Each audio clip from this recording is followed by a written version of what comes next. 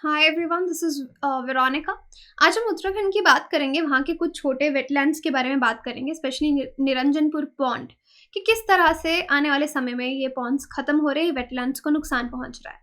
आपकी कोई भी क्वेरी हो, आप मुझसे कनेक्ट कर सकते हैं सोशल मीडिया पे, because I feel together we can make a huge difference. चाहे फेसबुक, इंस्टाग्राम या टेलीग्राम पे, पीडीएफ आपको सिर्फ और सिर्फ मेरे टेलीग्राम चैनल पे ही मिलेगा। आप देखिए, अगर आप 10 साल पहले भी देख लेंगे, जो निरंजनपुर वेटलैंड है, यहाँ पे लोग बहुत सारी फिशेस को पकड़ते थे और लोकल कम्युनिटी के लिए ये एक एक्स्ट्रा इनकम हो जाती थी, क्योंकि यहाँ पे वेटलैंड है, छोटा वेटलैंड है, लेकिन बहुत सारी फिशेस थी, लोग उसको बेच के पैसा कमाते थे।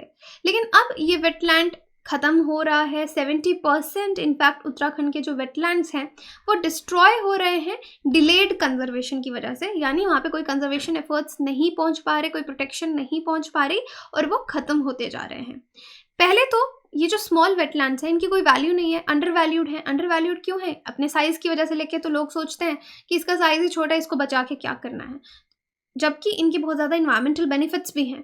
बहुत सारे वेटलैंड्स इसी तरह से डिसअपियर हो रहे हैं, उनको रिकॉग्निशन मिलने से पहले, डॉक्यूमेंटेशन होने से पहले, इन्वायरमेंटल रेगुलेशंस वहाँ तक पहुँचने से पहले ही वो ख़त्म हो रहे हैं। निरंजनपुर पॉन्ड की अगर बात करें, ये एरिया 2.62 हेक्टेयर्स का है और अर्बनाइजेशन इतना माइंडलेस तरीके से हो रही है, बिल्कुल ख़राब तरीके से हो रही है कि ये भी धीरे धीरे यहाँ पे निरंजनपुर पॉन्ड का क्या नुकसान हो रहा है ये आप देख सकते हैं। वेटलैंड से ये एक वेस्टलैंड बन रहा है। वेटलैंड क्या होता है? वो एरिया लैंड का जो कि पूरा साल ऑलमोस्ट पानी में सबमर्ज रहता है। अब वेटलैंड्स में बहुत सारी बायोडाइवर्सिटी होती है, इसलिए इनका बहुत इंपॉर्टेंस है। लेकिन निरंजनपुर का ये वेटलैंड छोटा है साइज में, लेकिन वेस्टलैंड में तब्दील हो रहा है। वेस्ट यहाँ पे लोग डंप कर रहे हैं। अब ये एरिया बेसिकली देहरादून सिटी का रियल एस्टेट यहाँ पे आगे पीछे है, बहुत बड़ी बड़ी बिल्डिंग्स हैं और उस वजह से क्या होता है, जब यहाँ पे कंस्ट्रक्शन होती है, जो लेफ्ट ओवर मटीरियल बनता है, बचता है बिल्डिंग्स का, उसको यहाँ पे डंप कर दिया जाता है। उसको यहाँ पे डंप करने की वजह से क्या होगा कि जब बारिश होगी तो वो सारा कंक्रीट आपका पानी के साथ मिलके बेस में सिल्टेशन करना शुरू कर देगा। सिल्टेशन होने की वजह से इस एरिया को इन्वायरमेंटली बहुत ज़्यादा नुकसान होगा, वेटलैंड आपका बर्बाद होगा और आगे पीछे की जो बिल्डिंग्स हैं उनका जितना वेस्ट मटीरियल है वो यहाँ पे डंप करेंगे। अब उन वेस्ट में क्या होगा, वो न्यूट्रिएंट रिच वेस्ट होगा नियर बाय एरिया से, जिसको यहाँ पे चैनलाइज किया जा रहा है। उसकी वजह से किसी एरिया में, पानी में स्पेशली, जब न्यूट्रिएंट्स ज़्यादा हो जाते हैं तो क्या होता है, आप सबको पता है, वहाँ पे यूट्रोफिकेशन का प्रोसेस होता है। यूट्रोफिकेशन में यानी एक्स्ट्रा न्यूट्रिएंट्स है, एल्गल ब्लूम्स होने लग जाएंगे। एल्गल ब्लूम की वजह से वो सारे न्यूट्रिएंट्स यूज़ कर लेंगे, ऑक्सीजन बाकी के प्लांट्स और एनिमल्स को नहीं मिलेगी, फिशेस को नहीं मिलेगी और वो मरने लग जाएंगे, वहाँ की बायोडाइवर्सिटी तबाह होने शुरू हो जाएगी। तो यही चीज़ यहाँ पे होती जा रही है। ये वेटलैंड अब एक दलदल में, एक ग्रीन कवर इसके ऊपर एल्गल ब्लूम का बिछ चुका है।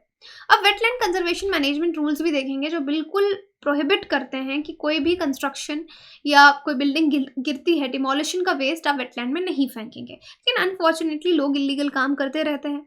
निरंजनपुर पॉन्ड का भी यही है कि यहाँ का प्रॉब्लम क्या है कि कोई बाउंड्री यहाँ पे डिफाइंड नहीं है कि एरिया कहाँ तक है, तो लोग एनक्रोचमेंट भी कर रहे हैं, ज़बरदस्ती वहाँ पे आके अपनी बिल्डिंग्स खड़ी कर रहे हैं, घर बना रहे हैं। निरंजनपुर अगर आप देखेंगे, साइज में चाहे छोटा है, छोटा एरिया है, लेकिन फिर भी बायोडाइवर्सिटी यहाँ पे बहुत है। बहुत सारे बर्ड्स, इंसेक्ट्स, टाडपोल्स, फिशेस, मैमल्स आपको यहाँ मिलेंगे। बर्ड्स, माइग्रेटरी बर्ड्स विंटर्स में आपको मिलेंगे। कॉमन मुरहन, जल मुर्गी जिसको कहा जाता है, वो आपको यहाँ दिखेगी।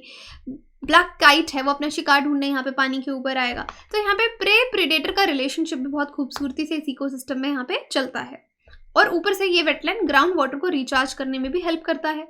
अब 2017 में देहरादून सिटी डेवलपमेंट के प्लान में डिसाइड भी किया गया था, इस पॉन्ड को वाटर पार्क बनाया जाएगा टूरिस्ट को अट्रैक्ट करने के लिए।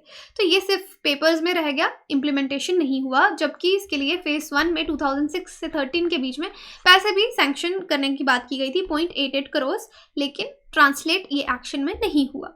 2018 में इलेक्ट्रिक पंप्स यहाँ पे इंस्टॉल किए गए कि पानी यहाँ से खींचेंगे और सीवेज, ह्यूज सीवेज लाइंस बनाएंगे, लेकिन इसकी वजह से यहाँ पे स्टैग्नेंट वाटर पूल्स बनने शुरू हो गए और गंदगी इकट्ठा होने लग गई और वाटर पंप्स की वजह से यहाँ से पानी जो पंप होता गया तो वेटलैंड्स का पानी यहाँ पे ड्राई होने लग गया, ख़त्म होने लग गया।